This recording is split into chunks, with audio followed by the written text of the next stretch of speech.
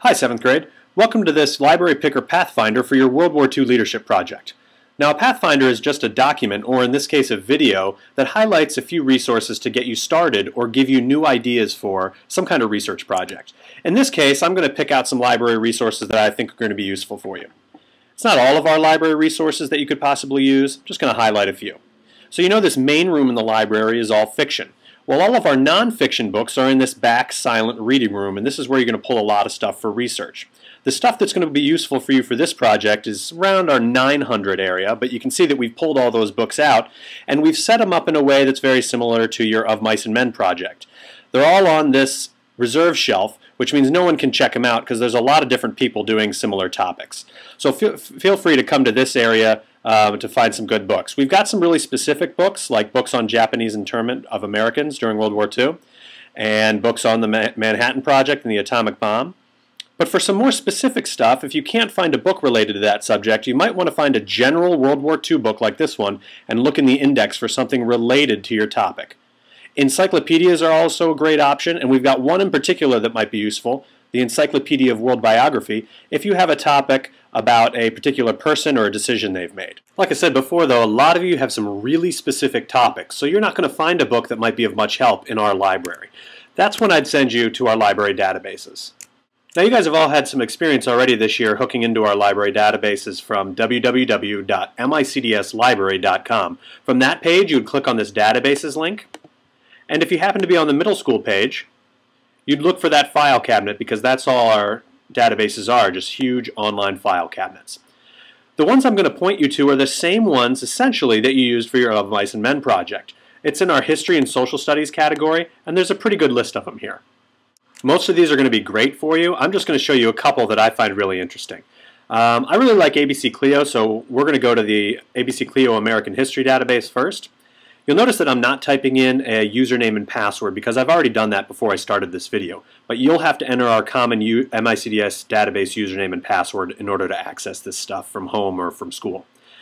Now there are two ways to look into a database and find information. You can search that database or you can browse. Let's look at searching first. I'm going to search for atomic bomb because I know that's a topic that some of you are doing.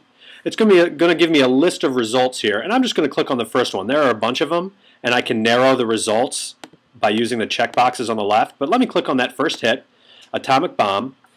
And this is a really short entry. It's just a term, it's a glossary term giving me a definition. So that might not be that useful. But remember that databases on the left-hand side and right-hand side have these sidebars that give you more information.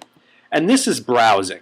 So I've searched for atomic bomb, but now I'm just kind of browsing around, clicking some buttons to find some connections to other things.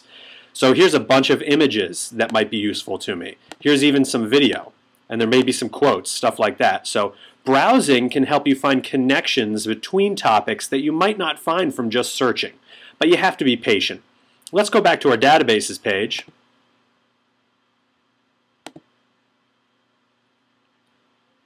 And let's look at another database that might be useful for you. Gale U.S. History Resource Center. We'll try that one. I've also already put the username and password in for this one. Oh, maybe not. So this one doesn't ask for a username, it's just a password.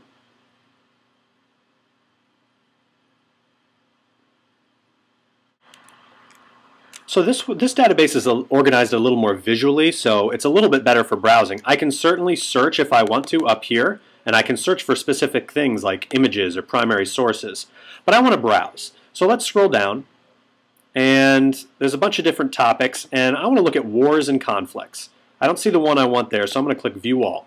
Now I might have a very specific topic, and it might not be Pearl Harbor and American involvement in World War II, but that's sort of related to the time period, so I'm going to click on it. This is browsing. I'm not searching for something specific. I'm clicking around to find stuff that might be loosely related to what I'm doing. And here it gives me a huge overview of the time period in American involvement in World War II. It's going to link me to other articles. It's going to link me to videos. It's going to link me to images. And although my topic might not be Pearl Harbor, if I look down on the right-hand sidebar, here's some related topics that might be useful for me. So browsing, while you're not searching for your specific topic, Browsing lets you get a general idea of a topic and a time period and might provide you with more connections than you would get if you're just thinking about search terms. The best researchers are patient when they search and patient when they browse, and they find the right combination between the two. Just because I search in here for my topic and I don't come up with any great resources doesn't mean they aren't here in this database. I just might have to browse and find them in a little bit of a different way. So that's it for databases. There's a few more that'll help you. I just wanted to highlight a couple. Now if we go to the library website, the middle school site, you know in the upper right hand corner there are these little web badges that might link you to our Facebook page or our YouTube channel. You should know from your last English project that there's also one here to our Delicious page, so I'm going to click on that because we've put some links on here that might be helpful for this project. So you can certainly still do a Google search or a Bing search to find some great and maybe some not so great sites. You'll have to evaluate them to be sure. But on our Delicious tag cloud, I've tagged 4 or 5 sites with the term WWII that might be of general interest to you. I'm sure a lot of you have found some really cool resources. I've seen some of them, and here are just a few that I found as a starting point or to just give you a different perspective on a different kind of resource. Stuff like digital collections of veteran histories from World War II, interviews, stuff like that, military situation maps, just some interesting stuff that you maybe haven't seen before. So that's it for our links. Now just a quick word about citation. I know some of you might be using Noodle tools, depending on what class you're in, or you might be using the library's citation page. Either way, if you find a resource and you're not sure how to cite it, ask your teacher or come up and ask me. We can help guide you toward the right citation method inside of either your Noodle tools citation scheme or whatever requirements your particular teacher has.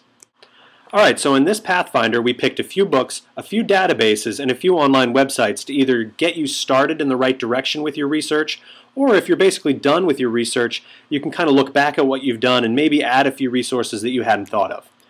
One last plug for library resources. If you're really getting into this time period and you like your topic and you want to explore it a little further, in our historical fiction section we've pulled all the books that have to do with World War II issues and we've put them on this side of the shelf near the big wall screens on the south wall. So feel free to drop by and grab one if you're interested. If you have any questions, go to your teacher or come up to the library and I'll help you out however I can.